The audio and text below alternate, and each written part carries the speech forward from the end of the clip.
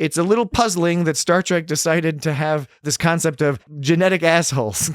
The Duroses are genetic assholes. This is more plausible because this is not people named Duras over 200 years of Klingon history. This is a single family, all raised presumably in the same compound or house. A pity you discovered my trick. Relga is immediately we have this. We know what her deal is because she's similar to her brothers, right? Okay, so that's all fine. What makes her great and actually makes her a good villain is that she's the third of this family, and she also does seem to be more formidable than the other two in a lot of ways, right? Because No more running, coward! she's more formidable in the sense that she's got this toy Targ. Yeah, right. And it reminds me of that. Isn't there like some kind of famous dog that has like ratty looking dog where the tongue is like hanging out its mouth and it's got like bulgy eyeballs? The ugly dog contest. Every year they have that ugly dog contest, and that was a particularly ugly dog. And I think that Targ is supposed to be like that dog or something. I think that's a good call. I expect you're correct. Good call, Dan. I didn't think of that, but now that you've referenced it, the connection is clearly there. I like that she was really having fun with this toy Targ. While also being very abusive to it. So we get to hate her. We get to see the cute dog do the funny garbly garbs, but we also get to hate her because she's being mean to the dog. And at first we thought she threw her dog out of anger because Freeman hung up on her to talk to Zoe. But it turns out it was a ruse. She knew it all along, so she didn't throw her dog out of anger. She threw her dog as part of the act, as part of the ruse. Or both. Or whatever. But anyway, she didn't... Well, anyways, it was a premeditated throw, is what I'm trying to say. And so, like, that's even more fucked up. I don't know if that's more fucked up than doing it out of anger, but I don't know. Yeah. They're both fucked up. But I mean, it does seem fucked up to premeditatively be like, I'm going to throw my dog to convince them that I'm lying. Yeah. Well, and I think just narratively, clearly it puts the audience in a position to be like, man, what a horrible person this Relga is. Are you an accomplice? We look forward to her getting her just desserts. This is exactly what I needed. But we also learn very swiftly, we learn enough about her to know she's going to be formidable. You like that word, formidable. And she's going to be mean and goofy. And, you know, so it all makes sense. She's got her selfish desires going. And like her brothers, she doesn't care about the high command, which is another interesting thing they share in common, a la the Duras family. And we also get to see the first situation that emerges from this. What did they call this? The tachyon energy? What was it that was coming out of it? I forget. Oh, there was tachyon. Well, first of all, there was a bunch of stuff. Okay, tachyons is one thing. So they were talking about the tachyons, and she was saying that they were immune to tachyons or something. It's just because they have a cloaking device. She says that tachyons mean nothing to a bird of prey. Yeah, or something. they're well suited for that stuff. Yeah, tachyons mean nothing to a bird of prey. I just forget what's coming out of the rift. Well, what they shoot a gluonic beam into the rift. Yeah, and there's a soliton wave comes out of the rift. That's what I'm thinking of. Thank you, Dan. Soliton. And a Schrodinger ring. Yeah, well, we've heard of there was the whole soliton wave business in TNG. There was a lot of good maroons and violets and magentas again in this episode, and the rift was all zappy and it was like all awesome looking. And they had some. Did you know they had some shaky space hand cam? You know, like in BSG Battlestar Galactica, where they have that shaky hand cam, but in space. It's the second time you've mentioned Battlestar Galactica this episode. I know, but it just so happens that also... You know what I'm talking about? How they have like shaky hand cam? No, I know precisely. But they do it in space where they like zoom in on the ship and it's all shaking around. And where it doesn't make any sense. Yeah, but it looks cool. It does look cool. Yeah. No, I was very impressed with the visuals of this episode, and particularly the fact that this Rift Nebula space wave things, it was a remix in that it created something new and interesting out of a bunch of other stuff, right? We've seen rifts before. We've seen nebula like in Star Trek 2, the Mutara Nebula. We've seen the shock waves like in Star Trek 6 when the Klingon moon Praxis blows up. And the Nexus, you know, has a similar vibe. And they like layered all that onto one thing. And so the Cerritos is having to fight like all the Star Trek things all at once. And it was very visually appealing to look at. This episode was action-packed. It was action-packed. And it also had all sorts of stuff that was both interesting and funny. Like when we are introduced to this idea of that this rift is putting out these waves that can cause things to change. First, we're told how it works, but I mean, we're told how it works later. But first, we see one of the Klingon captains in Relga's fleet briefly turn into a Discovery-style Klingon, and then the ship turns into a Discovery-style Klingon ship. Wait, was that what they were talking about? The mindless proto-Klingon? No. At the beginning of the episode, when he turns into a blue Discovery-style Klingon with no hair and a big long I somehow head. missed that. All like beaky. Well, at one point they turned into. I don't know if that time they turned into these monstrous proto Klingons. Well, that's how it ends. That's how they die. Yeah, I don't remember. I don't remember proto Klingons a thing. Yeah, that was from the TNG season 7 episode where they de-evolved. I can't believe I missed the Discovery Klingons. I'll have to watch that again. But then you will have to watch what they were talking about how it was a bit controversial online, in fact, that they showed that. Yes, because some people were like, "Are they saying Discovery takes place in a different dimension?" And then other people were like, "No, they're not just saying that. They're there's all these different ways to interpret it." Anyway, so this it was the Schrodinger. Dan's like, fuck online. Schrodinger possibility field. It remaps matter into other possibilities. Now they didn't really specify what those possibilities were. As far as we know, it's anything basically. Yeah.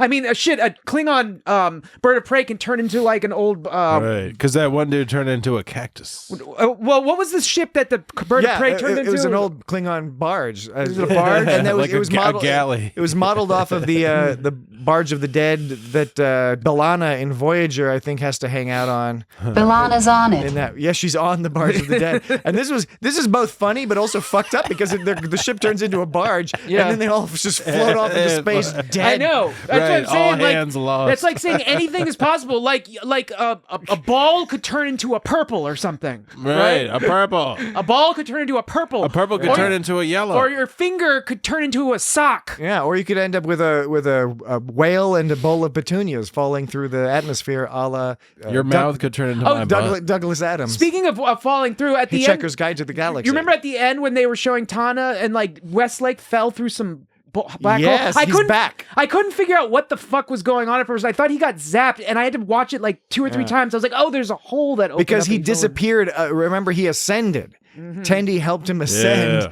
and he saw the koala. Wait, that's not Westlake then. I'm sorry, then that's someone else. It's somebody. Yeah, remember it was the episode where the guy ascends and sees the koala. And yeah, right. No, I remember. And now this is him coming back. I thought that was Westlake, who was Tana's partners. No, it wasn't Westlake. Okay.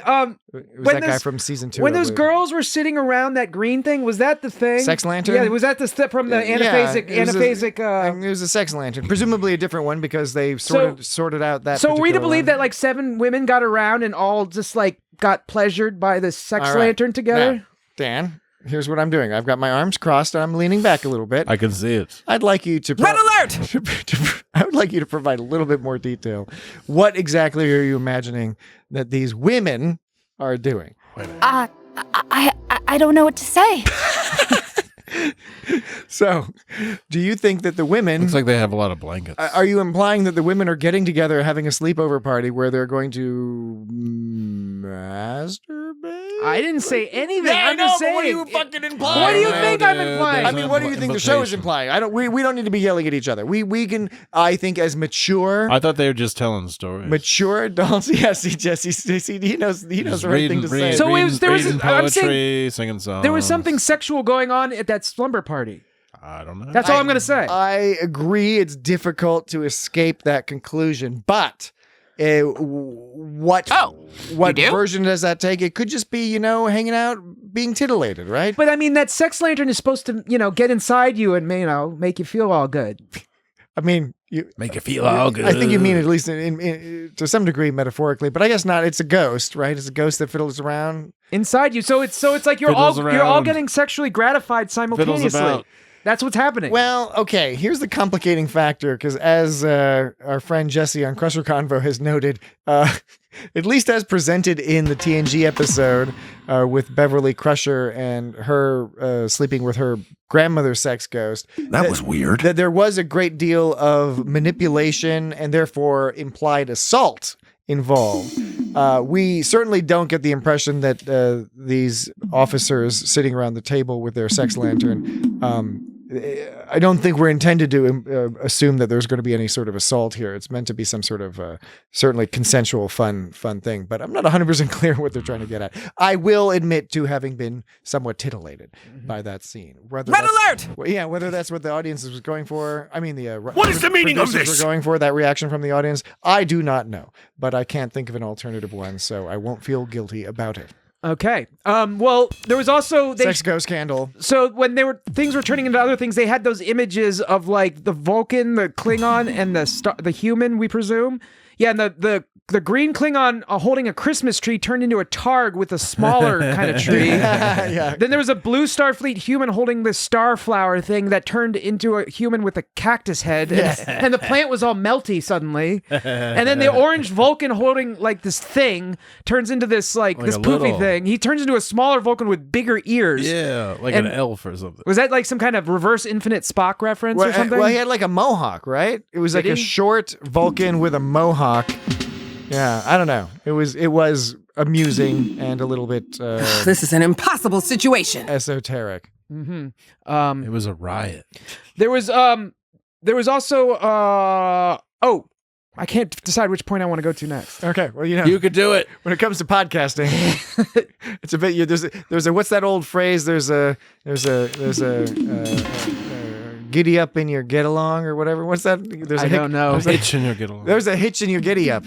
Isn't that what it is? We don't know what you're talking about. In your get along. Yeah, it's in your get along. So you were talking about move along home. How the episode looked cool. We were talking about how the episode looked cool. I like at the beginning shot when it was like Shaq sitting in like their 10 forward, but it was showing the outside, so you saw him in context with the other decks, and it was just a neat shot. A good one.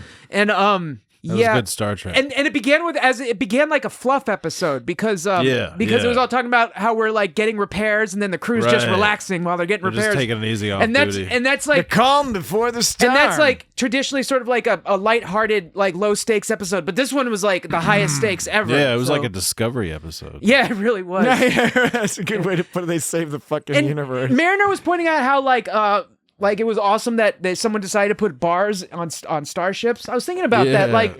Like starships, like, okay, the Enterprise is, would you consider that a military ship? It had people lived on it. Was it just the crew's family and people they transported? Well, which Enterprise are you talking about? Were there people that just lived on the Enterprise just to do science research or something? I'm sure there were, right? In TOS, especially on the D. In TOS, D's nuts. In TOS, it was more in the vein of a naval vessel where you didn't appear to have families and stuff, but you had plenty of scientists and maybe even civilian people working on there, but not families so much. TNG, with the Enterprise D, that's when you firmly and specifically note that, we have families and kids and schools and all sorts of stuff going on. They got movie theaters. This is exactly what I needed. And Arboretum and 10 forward, all that stuff. Although Strange New Worlds, the Enterprise has a bar, so we can assume that the Enterprise on TOS always had a bar. So, which is interesting because it's like I don't know much about the military, but I would imagine that naval ships don't, generally speaking, have a bar attached to it. So it's kind of like. Well, Jesse, what would you say? They probably have some sort of in the galley, maybe. Oh well, there's a bar, but there is a. But there's not like a there's an alcohol ration. Yeah, but there's not like a room where you go and like a restaurant style lounge area. There's not like a lounge, like a cafeteria. Like a cafeteria. No, there's probably a cafeteria. Not on a sailing. Well, there's a mess ship. hall. I'm sure there's a mess. Well, hall. On a modern ship, there's probably an officer's lounge. But like 10 forward, for example, is more than a mess hall. It's like a restaurant with a bar and it's chill. And there's like nice waiters. Tables. Yeah, so that's more like a base, tables. Like a shore base kind of a thing. And so that's interesting that like they always like compare starships with like water seafaring boats. Yeah. Yes. And this is one place where they differ is like it kind of makes sense to have like a restaurant thing on a starship. More like a cruise ship. But like not on a fucking naval ship. Yeah. Yeah. That's interesting. Starship is more like a cruise ship. Mm-hmm. Corbopple. Corbopple. I really enjoyed whatever that was. I am cataloging the Corbopple levels of the isometric flingometer. Corbopple levels. Corbopple emissions. Corbopple emissions. levels. Corbopple emissions. It's Half of our bopples are corbed. We could have come up with that one. Half of our bopples are corbed. It was so great. Corbopple. I forgot to. Which is the one that I made up? Corbopple levels. Corbopple emissions. Corbopples. Which one did I make? That last one.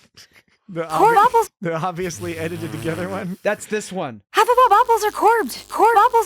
I made that. Cord bobbles. Half of all bobbles are corbed. You look like Cord bobbles. real fucking proud of I am yourself. cataloging the Corbopple levels of the isometric flingometer. And I'm researching how corbopple emissions affect sleep.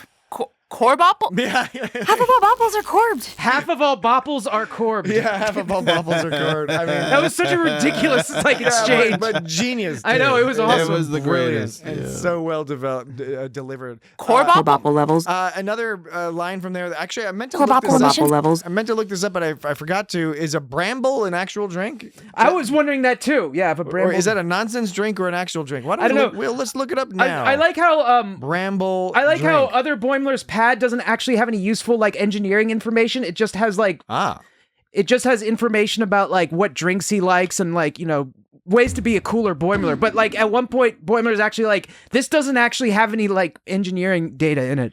Oh, it turns out a bramble is a real cocktail. The bramble is a cocktail created by Dick Bradsell in 1980s London. Dick Bradsell. This purple boy has proof that Mariner has hidden my brother. Best described as a spring cocktail, the bramble brings together dry gin, lemon juice, sugar syrup, creme de mure, and crushed ice. What's creme de mure? Bradsell also suggests finishing off the cocktail with some fresh red fruits, such as blackberries or cranberries, and a slice of lemon. I will click the link for creme de mure. Thank you, sir.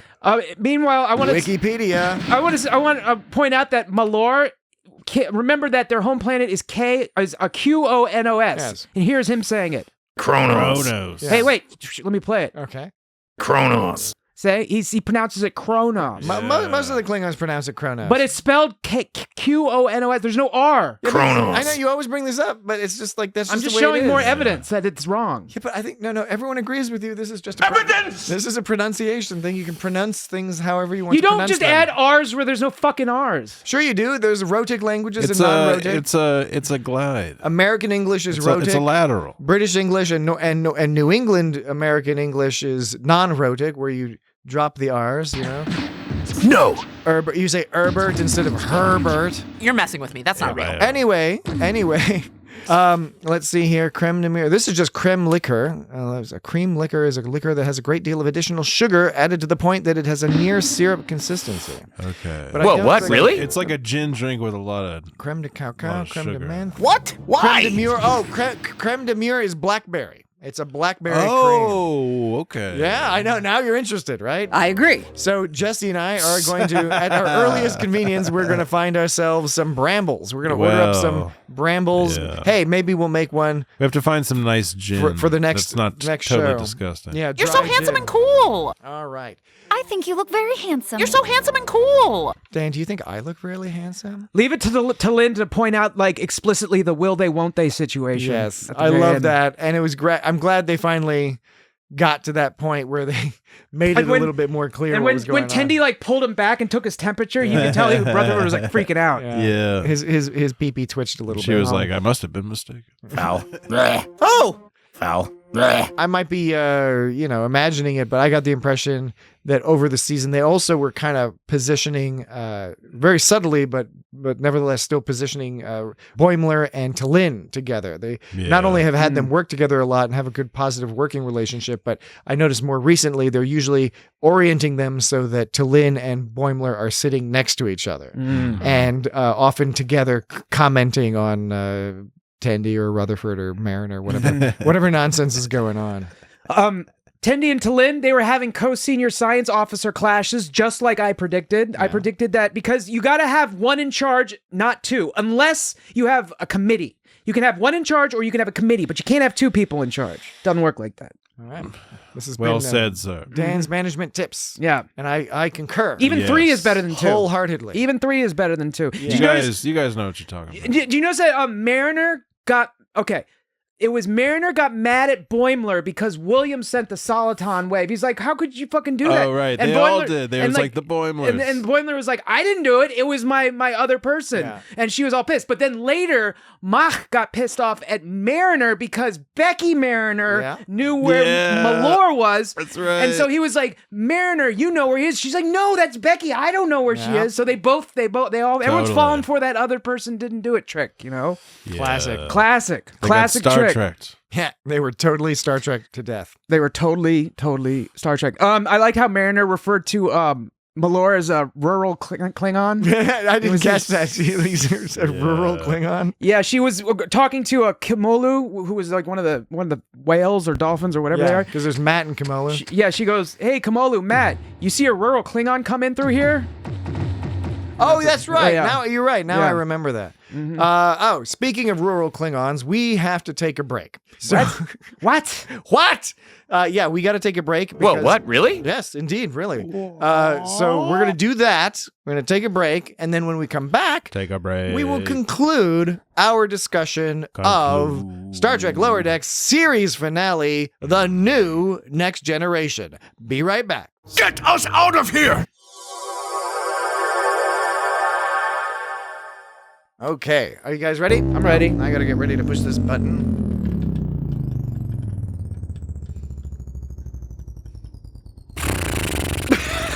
All right, we're back. Work me! Oh, yes. Yes, feel it. Feel it, yes. I didn't know Jesse's that. making little horse flappy lip horse sounds. I didn't know that Rutherford had a. You were saying? Rutherford, yes. I didn't know. I didn't know Rutherford had a dopamine inhibitor. Yeah, that was neat. That was pretty neat. Yeah, wasn't it? So We're all like, wouldn't that be cool?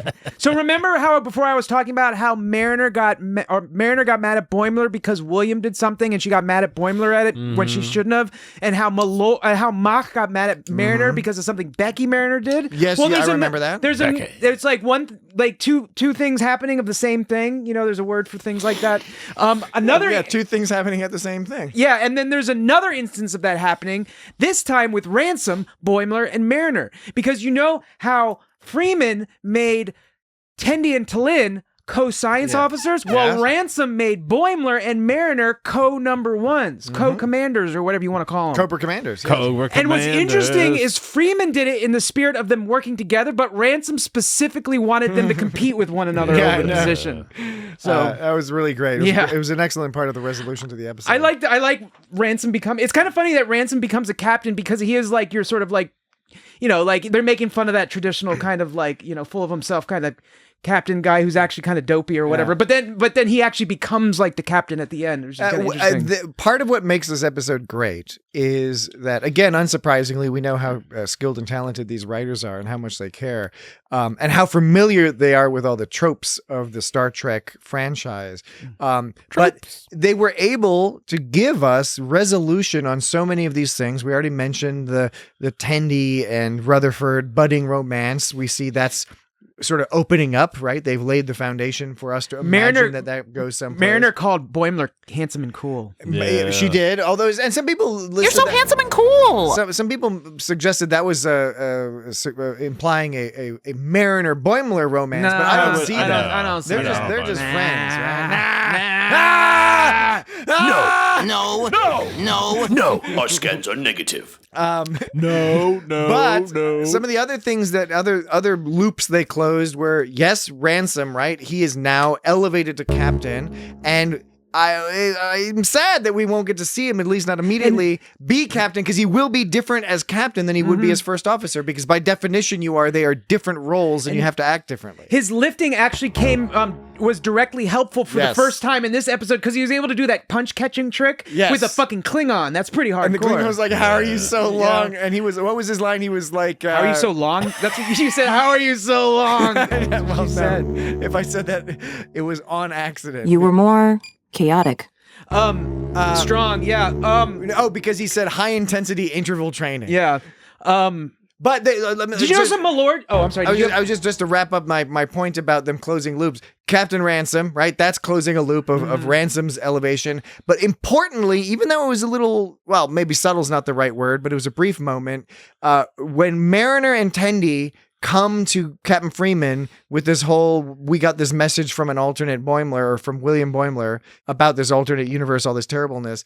They're surprised when Captain Freeman immediately is like, "Oh yeah, no, I totally believe you," because she also has matured. Just like the lower deckers have matured, Captain Freeman, who in season 1 would have been like, "Fuck you, I don't believe you," or "You're making up some shit," or "This is a scam." She said they They were her best officers. Yeah, and that she could trust We have them. to take it seriously. And it wasn't solely that they had to earn her trust, which was part of it, of course. They had to prove that they weren't complete fuck-ups.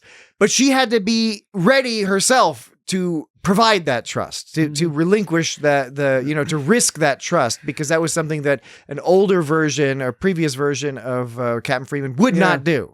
Right. And so I thought that was another important resolution. And then she got among many in this episode. Yeah. And then she got rewarded with being able to move up like she's been wanting to do. And move up to Starbase 80. As I said in the Starbase 80 episode, that was a really an appropriate position for her to be at. Now, This is exactly what I needed. I thought they might put her in charge of Starbase 80, but instead they've put her in charge of the missions to the alternate universe portal.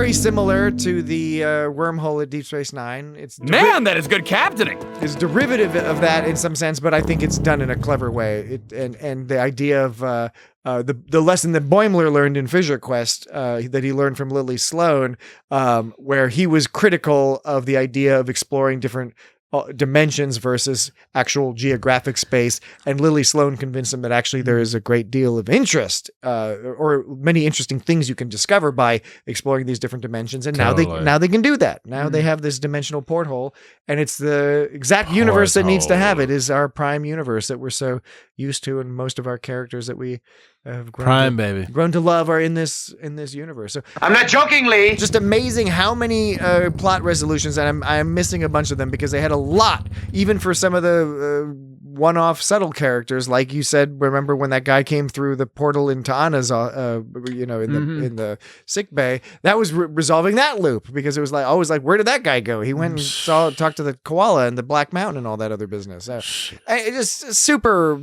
impressive, these storylines. Yeah, man. Although Malor just kind of wandered back into the bridge out of nowhere. We never really... I mean, I know Ransom was hiding him. Ransom at that point, I guess, let him out. Yeah, it was just kind of like, oh, here he is. He just kind of wandered back in there. He was like, hey, I'm here now. Yeah. I don't know. It just seemed kind of... And just again, a reminder to the audience that those strange noises you're hearing in the background is Jesse playing on a stylophone Beats. So the synthesizer device. The Cerritos bifurcates into two quantum possibilities, right? So, and I thought it was cool that each ship was controlling the other. That was kind of like an interesting mind. But they what did Ransom say about what was getting bifurcated? He said... I just said the Cerritos was bifurcated. Yeah, but he had a term like dimensional realities or something. I don't know. Or quantum something. Or something are stationary. And anyway, I'm sorry. So please continue. They you got these two ships and one controls the other, and so they had to work. They had to overcome the challenge by working together to get them to come back in. Buddies. And that was besties. Besties. Science besties. Science besties. Friendship. Science besties. Friendship. Science besties. Friendship. Science besties. Friendship. Science besties. Friendship. Science besties. Friendship. Science besties. Friendship. Science besties. It's always sort of an adventure to be like, I wonder how many times in a row Dan will play it. But what I was saying, he looks delighted no matter how many times he plays. Science besties. Friendship. What I was so they had to control. I'm going over what I said again because I don't think I've been able to actually get what I'm saying out. Get through it. Well, help me, Jesse. Yes. Help me get through it by doing your part. So the one ship is controlling the other, so they have to work together to bring the ship together. Yeah. And just like Tendi, and so the two ships have to work together, just like Tendi and T'Lyn have to work together. It was like to get everything back. It was all like layered, man. And it was also they made a point. It was also to give Tendi and T'Lyn their part to play in resolving this catastrophe, because another thing that this episode did very well is made sure that every single character got a part to play in fixing everything, right? They had an opportunity to contribute their skills to resolving the plot of the episode, resolving the drama. What class ship was the squat one? There was a squat one. Probably the Oberth, where it's like it's got the connections on the side and it's got like the engineering hull down below. I think there was actually two kind of squattish ones. weren't there? Maybe. There's also the Constellation class. I just don't know to which one you are referring. To which I am referring. To whit? To wit? Yeah. Yeah.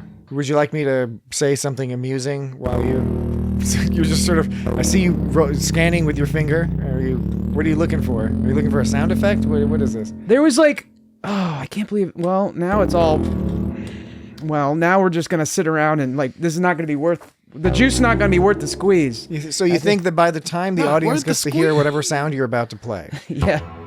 And having endured minimal entertainment in the intervening time, do you think it's not going to be worth it? I don't think it'll be worth. I know this is a sunk cost fallacy, but in this case, it might be funny to just keep waiting until you play this sound.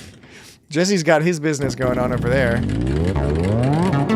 kind of digging that. It's very space sounding.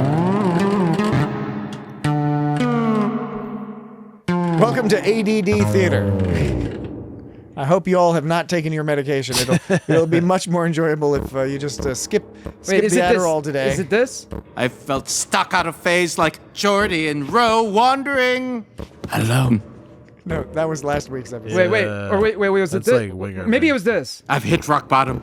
No, or was it this? Stirring stuff, Mr. Bingston. I wish I could stay, Act 7, the Oberth year. That's what I was looking for, because you said Oberth. Yes, you're right. I was looking for Oberth. He referenced Oberth. That's what I was that thinking took about. It was way too long to find, and was not worth it. Well, how about this? Audience, please write in at feedback@itsgotstartrek.com. Not feedback. Subject line, was it worth it? And let us know, was it worth it? We'll select a winner, like from everybody who. I'm sorry, Jesse. That's really distracting. We'll select a winner. I shall be sorry. No, it's just that it's going. It's like messing with my brain. Kind of digging it. It's a little brown notey. It's just like bowel shaking. I think it's just because it's going. It's like fucking my head up. Jesse's disturbing Dan. All right, getting back on track here. Oh, one important point. I think it's that Keishon and Miggly Moo garden together. No, but that is very cute. This scene, right? Towards the end of their, when they're trying to close up the fissure, and that's when we see the ship morphing through all the different classes, right? And partly that's fun just because we get to see a bunch of different classes of ship. That's great, typical nostalgia stuff. But what Lower Decks does well is it has the nostalgia, but it has a purpose for it too. Often, anyway, it has a purpose for it. And here, they're showing all these powerful ships. You got Stargazer class, you got a Miranda class, Galaxy class, Sovereign class, Oberth, like all famous ships that have played an impactful role in Star Trek lore. And what they're doing by having it rotate through all these ships is two things. First, they're positioning the Cerritos to be just as important as all these other ships, right? Just as important as the Enterprise, ED, whatever. So that's point number one. Point number two, and it gets back to what we were saying with Rutherford, because Rutherford is what makes this point more strongly, but it's combined with this visual of the ship just changing. You needed the Cerritos to solve this problem. The other ships were not sufficient to solve the problem. So that was one thing that I wasn't clear on, because on the one hand, they said the Enterprise is on its en route. Yes. First of all, I'm like, what is the Enterprise even going to be able to do in this situation? Far away. So. Why? Well, I mean, even if it was close by, what they were saying is that only the Cerritos could take care of the situation anyway. But actually, they were seeming to imply that only Boimler could, because he was connected to William. They did at one point. They said because Boimler is I know connected. exactly what you're referring to. I'm saying I interpret it differently than you did. I took it as, yes, they were sending the Enterprise because they presumed the Enterprise was better, but that it was too far away. So that in one sense, the Cerritos had to go because they were there. And then in the other sense, they were saying, and by the way, it's because of this other Boimler, like you might as well be the people, because why not? It says, with the connected Boimlers, you are our only option. That's what they say. Well, they literally just had already said they were the only option separate from the connected Boimlers thing, right? So it is a little confusing how they said phrase it. what they said that they said Enterprise is en route, but there's no time. Exactly. But I'm not done. I'm not done. I don't know. You look. I'm not done. You're looking at acting sort of done. Let him go. I'm not done. The two Boimlers are linked in ways we don't yet understand. Call it fate or entanglement. This is your mission. So they're saying because the Boimlers are linked in ways we don't understand, this is your mission. Also, later they said that because the Boimlers are linked, you're our only hope. And again, I interpreted it as maybe the Enterprise and all other ships are so far away because fate is saying you have to solve the thing. That's a dramatic thing. I don't give a shit about that. What I care more about is the direct, is what Rutherford says, because what Rutherford points out is that the fact that the Cerritos is designed, like all California class ships, the Cerritos is designed to be multi-purpose and multifunctional. It can be reconfigured on the fly easily, and thus it is perfect for this specific mission where they have to be adaptable because of the crazy waves. And so the Miranda class, right? You're talking about the Miranda class is what a Reliant was. But what about the Carrie class or the Charlotte class?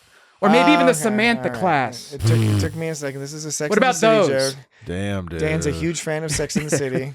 He's seen all the shows. What about and the movies. Charlotte York class? Or the Samantha Jones class? Yeah. Or the Carrie Bradshaw class? Yeah.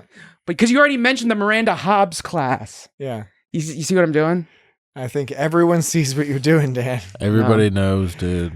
Yeah, Tana actually got all sentimental at the end too, which where she all like She was hugging Captain Freeman. Yeah, she was like, God, I love you. No, she said that to Shax. She did this. Yeah, it was sweet. It was cute. There was a lot that was sweet. In this episode.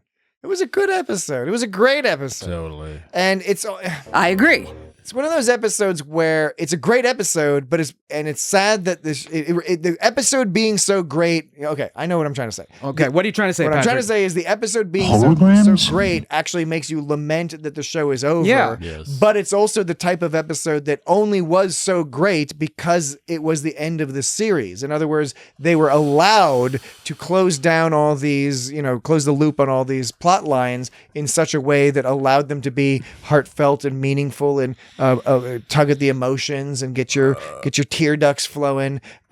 You can do that from time to time here and there in episodes, but you can put all of that into a single episode, a la All Good Things, right? Mm-hmm. Where you really do just a good job of tying together a bunch of long-standing plot threads and character threads, and this episode really, really achieved that. But did they know that this was going to be the last episode? They did. When they finished But the way they left it open for more stories. And plus, also, Mariner said specifically, this isn't the end of the story. It's just the beginning. So, or it's the beginning. Well, so, and again, so that alone you could interpret as they want to do more. Of course, but even if they don't do more, first of all, like we said, we know we'll see these characters again in some form or fashion. But even if you weren't to see them, Mariner's speech still allows your imagination to wonder where they're going to go and believe that they're going to go do fun adventures. And you think about it in the sense that when we join the Enterprise D and encounter at Farpoint and Captain Picard is taking command,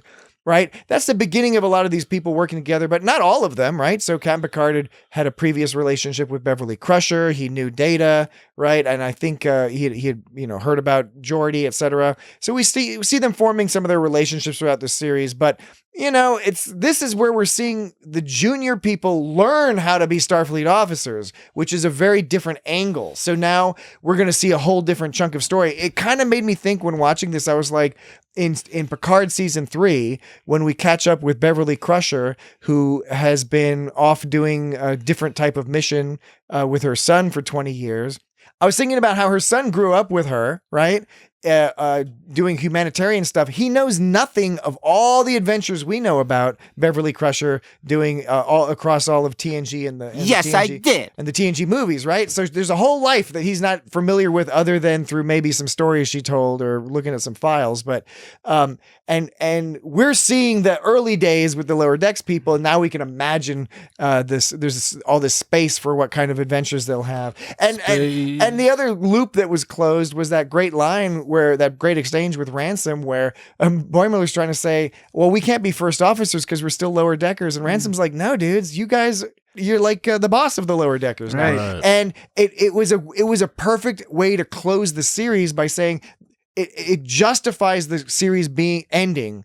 Right? We don't want this series to end because we love these characters, but it's justified in it ending because now they're moving on to the next phase, which is why a lot of people were hoping that the cancellation wasn't real and actually there's going to be a new show called Upper Deckers or something or Middle Deckers. Sadly, that's not the case, but hey, the possibility is open there. They could do it anytime. You see how Mariner pulled off some some serious engineering shit to build that quantum dam? Yeah. So, which is interesting because she's it was the other Mariner was the one who was supposed to be all good at engineering. Remember in the previous episode, that Mariner was good at engineering and was all against adventure. But this Mariner is also good at engineering. So Mariner is just naturally good at engineering, whether she knows it in her particular dimension or not. She's good at that stuff. And she's good at like using the fist to pound the touchscreen button. Yeah. And and T'Lyn was remember I was talking about T'Lyn being insecure during the I think it was the episode where they got stranded on the planet because T'Lyn was talking about like Tendi, you can communicate and I apparently cannot, and I was claiming she was insecure, and I have more evidence that she was because at the end evidence. Tendi goes you said evidence. At the end I think it's at the end. He's not going to push the button. No, because I'm saying something. Oh, okay. What are you saying? I sit through every 5 minutes of you talking. You can't sit through a minute of me talking. No, I'm just used to like every time I say evidence, you push the evidence button, but you don't push the evidence button when you say evidence. God, fucking doing something. Okay, I got you. No worries. So saying Tendi says, today's chaos has driven us apart, but that's when we need to be the most in sync. And then T'Lyn says, relinquish control, trust each other before we had to prove ourselves. And so T'Lyn is saying we had to prove ourselves before, which implies that T'Lyn felt the need to prove herself, which implies that she was insecure, which is something that Vulcans, I didn't know, got down with insecurity too much. So, but I'm just saying, getting down with insecurity. But I'm saying like the Vulcans, T'Lyn was actually feeling insecure this whole time, and I guess T'Lyn's more of an emotional Klingon. I don't know. You mean Vulcan? Vulcan, yeah. Or whatever, same shit. I like how that started out very, very progressive, and at the end it's just like, Klingons, Vulcans. I like that Ollie did this. Whatever. Ollie did some kind of Street Fighter lightning zap thing. I love that we got to see Ollie and all these other characters. They really made a point. I mean, it is Lower Decks, and the producers did not forget that the show was meant to highlight, yes, the 4. Eventually 5 lead characters that we followed around, but all of these characters, right? Good, bad, ugly, whatever, it didn't matter. And yeah, it's again, it all wraps up into the sweetness of the episode and the respect that it shows the characters and how important the role they play, even though they're quirky. The important role they play in Starfleet. From time to time in the past, I have taken 2 lines, like I don't know if you remember, I did this a few episodes with the Lower Decks, the same one where they went down and got stranded at the planet, and Boimler and Rutherford were cleaning up that the console, and they were going like Yeah. Remember? And you remember me playing back to back the when they were playing, and it was different volume and different volumes, and I was saying and we're tenor. And I've done this. I think there was a Voyage episode where I did something different, similar. I think it might have been the Tattoo episode where called Tattoo. Where Chakotay was all said one thing, and then he repeated that later, and I was noting that the pitch was different, and I was suggesting that they sped it up, and you were suggesting, Patrick, that they actually just recorded the same thing twice. Here's neither of us will ever know the answer. Wait, here's I think this is the Voyager one. Talk to me. See, that was 2. Yeah. They played that. That was supposed to represent the same part in the episode, but they played it once at the beginning and once later. You'd think they'd play the same sound, right? Because he's saying the same thing, but they're different. So earlier in the episode, in that scene, let me see you. And then later, they're playing that scene again, except the second time it sounds like this. Fuck. God damn it. I mean, that was really smooth and professional. Oh my God. Why is my life so terrible sometimes? Okay. It goes, let me see you. And then later on, that's supposed to be the same scene. Let me see you. See? You have nothing to fear from me. You have nothing to fear from me. Talk to me. Talk to me. And now, so the question is, did they speed it up or did they just record it twice? Now, this relates to this episode. Okay, I was going to say, the question, you've presented your question. My question is how does this relate to this episode? Okay. I believe you that it does. I'm just waiting on tenterhooks. Evidence. So, remember at the end of last episode when Boimler goes, holy we're all gonna die! Yeah. Yep. And this episode, he does that again. Holy we're all gonna die! See, that was from this episode. They didn't do the whole thing, but they played it again. Now, the question is, was it the same sound file, or did they record it twice? Now, what is your opinion? My opinion is it's the same one. I'm going to play them. Whoops. Shit. Sorry. I didn't mean to. Okay, so I'm going to play them both on top of each other real quick. Holy we're all gonna die!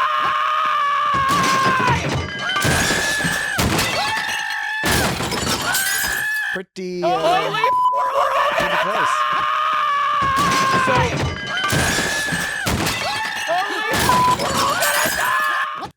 So I would say, I think in this instance, they didn't record it again. Yeah. They simply copied directly what he said last time, and they just copy and pasted it instead of recording it twice. I just thought it was interesting because in Tattoo, it seemed like they either sped it up or they recorded it twice. I agree. And then it was weird that in the episode where they got stranded at the planet when they were cleaning the console and they left the scene screaming and came back screaming, there were different volumes. It's just something to notice. Totally, dog. That's what we're here for, Dan. We're here to notice those something things to notice that are worth noticing. And it's got something to notice. The things we don't notice, our audience can write in at feedback@itsgotstartrek.com and tell us to notice them, or find us on social media at It's Got Star Trek. Wait, are we ending that show? Or they can we're almost ending the show, but not quite. I just figured, you know what, that was a good opportunity to get out the email. We're going to be like an hour and a half. And the email and the social media at It's Got Star Trek. That was pretty smooth. Bluesky. Yeah. Yeah, Bluesky. Join Grayson and the rest of your friends. Truesky. On Blue Sky. Billups couldn't even finish those shield updates on time. Just like last episode, Lord, two episodes ago, when everything was breaking because they were half-ass fixes he made that just happened to all fall apart and almost destroy the ship, and he couldn't get the shield up. I thought Billups was pretty competent, but he hasn't been showing his skill in these past few episodes. Kind of a bozo. Yeah, he comes from like a magic planet or something. That's true. But that Klingon is hot. Do you remember that line? Relga? No, don't you remember? No, it's not me saying the Klingon is hot. They have salty and sweets. I'm surprised you don't have the line. One of the cetacean ops people said that Klingon is hot, and then the other one said, "I noticed." I think Matt said, "I noticed."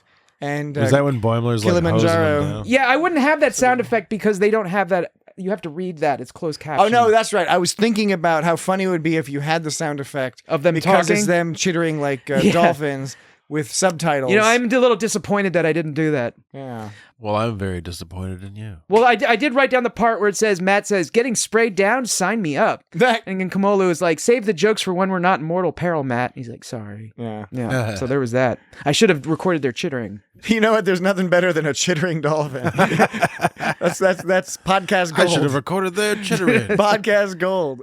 Any other fun stuff? Because we do need to start closing things down Wrap here. it up. Any lists, Dan? Any duties or no duties? There was no duty or no duties. Any poop 'em ups or shit 'em pants? Shit 'em pants. I guess.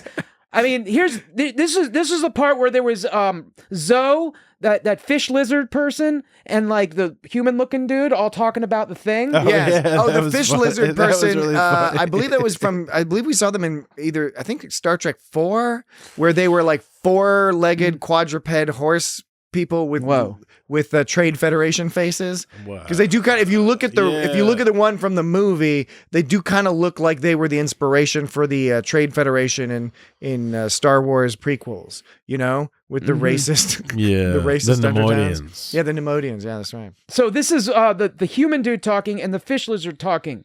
Notice that the human dude sounds like the human dude sounds like he's the alien, and the fish lizard person sounds normal. Yeah. Long-range scans have confirmed your fears, Captain Freeman. Soliton resonance is overloading the dimensional rift. Yeah. Totally. I totally agree. He did sound weird. One more time. Long-range scans have confirmed your fears, Captain Freeman. Soliton resonance is overloading the dimensional rift. He just sounds so goofy. It sounded like he was the doing... whole thing sounded goofy to me. I thought it was really funny. Like that one alien looked like really hilarious. Yeah. And the whole way it was presented, everybody just looked silly. The fish lizard? Yeah. I got the impression that guy was doing a delivery a la TOS Admirals, sort of that 1960s mid-Atlantic fake invented accent that they used in a lot of TV. Yeah. Golly, gee, eh? Golly, gee. Why, say you? That one, like, say you, why, say you? You, say you. Merry Christmas, you old savings and loan. Golly. Is that what you mean?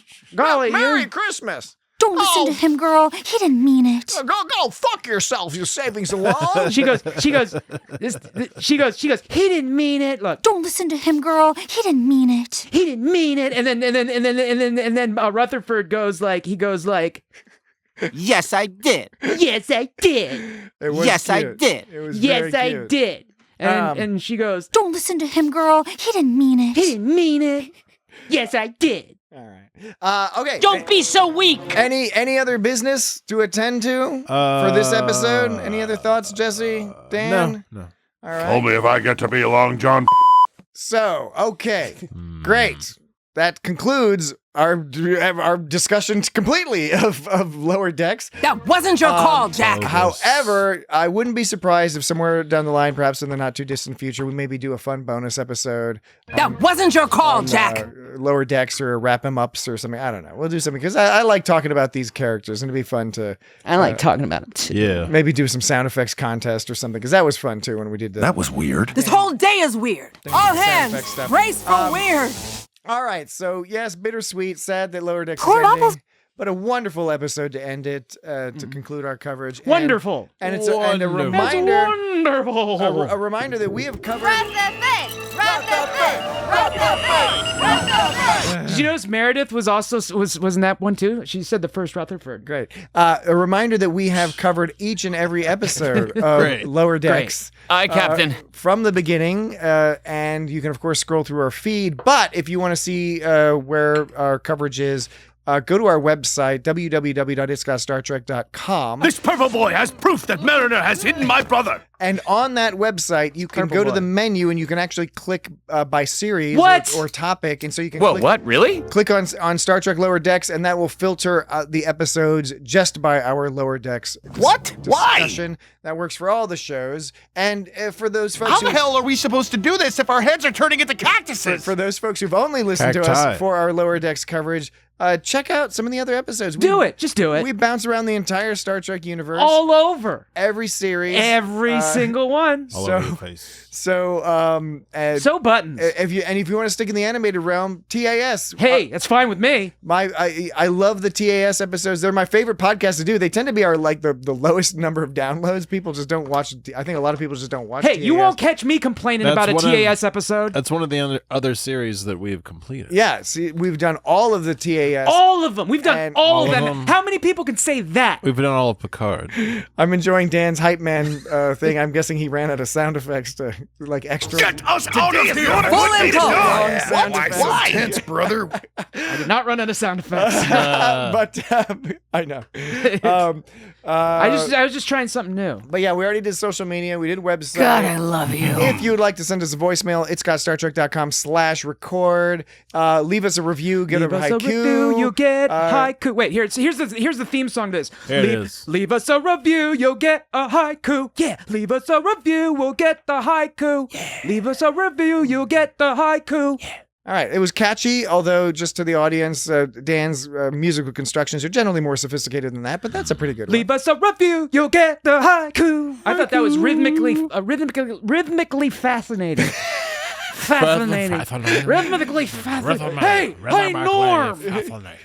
Full impulse. Full impulse. Are you doing Harry Carey? I love Will Ferrell's Harry Carey. Carey. What was it? I can't. He's talking about I don't do Harry Carey. He's like, what do you think the moon's made of? I think it's made of spare ribs. If I were the moon, I'd eat myself. I'd be delicious.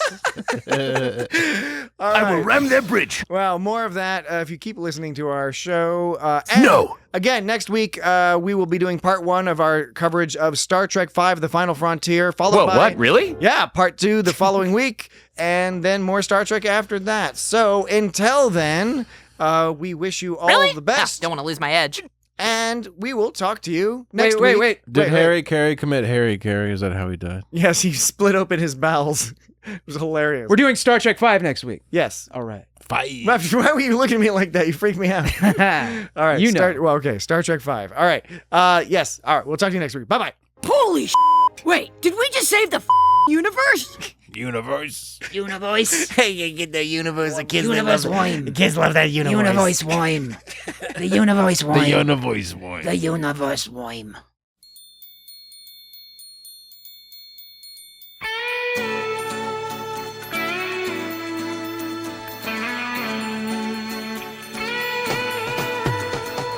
Baby, if you've ever wondered whatever became of me. I'm living on the air in Cincinnati,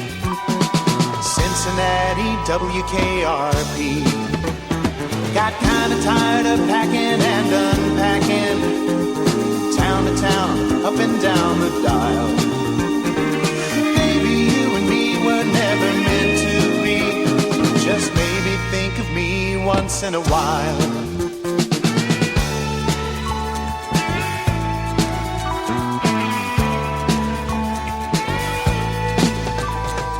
Heading up that highway, leaving you behind. Hardest thing I ever had to do. Broke my heart in two, but baby, pay no mind. The price for finding me was losing you. Memories help me hide my lonesome feeling. Far away from you and feeling low. It's getting late, my friend, my love, I miss you so. Take good care of you, I've gotta go.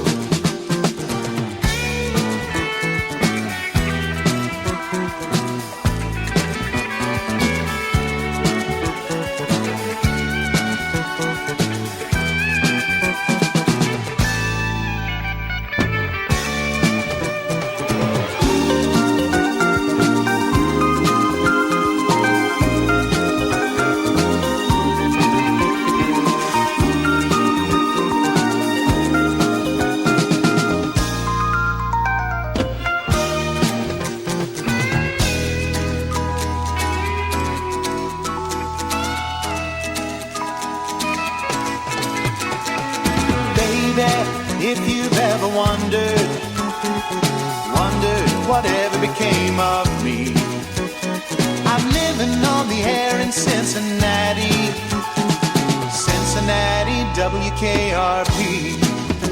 Got kinda tired of packing and unpacking, town to town, up and down the dial. Maybe you and me were never meant to be. Just maybe think of me once in a while. I'm at WKRP in Cincinnati. My phones!